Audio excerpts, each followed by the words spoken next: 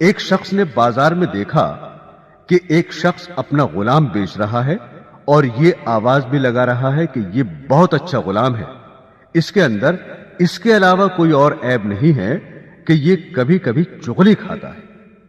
کسی شخص نے یہ آواز سنی، اس نے سوچا کہ اس میں تو کوئی عیب نہیں ہے اور چغلی کھانا تو عام سی بات ہے، اس میں کیا خرابی ہے، اس غلام کو خرید لینا چاہیے۔ چنانچہ اس نے سودا کر کے وہ غلام خرید لیا اور اپنے گھر لے آیا۔ کچھ عرصے تک تو وہ غلام ٹھیک ٹھاک کام کرتا رہا۔ اس کے بعد اس نے اپنا رنگ دکھانا شروع کیا۔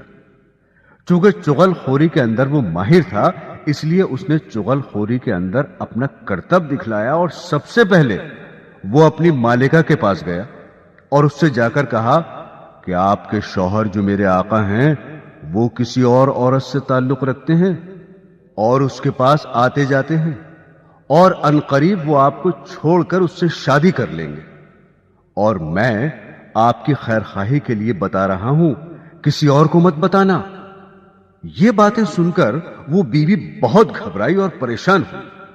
پھر خود غلام ہی نے اس کی پریشانی کا علاج بتایا کہ مجھے ترکیب آتی ہے، تم اس پر عمل کر لو۔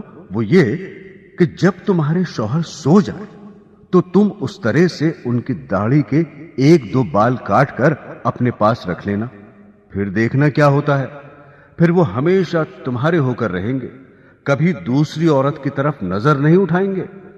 عورت نے جواب دیا کہ یہ کیا مشکل کام ہے، یہ تو میں آج ہی کر لوں گی، خدا نہ خواستہ کل کو کچھ اور ہو گیا تو کیا ہوگا۔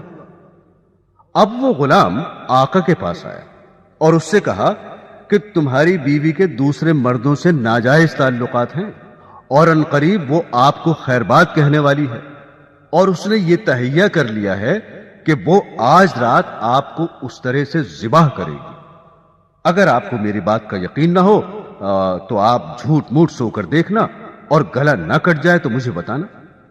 چنانچہ وہ آقا جا کر جھوٹ موٹ سو گیا، اور ادھر بیوی اس انتظار میں تھی کہ کب ان کی آنکھ لگے تو میں اپنا کام کروں۔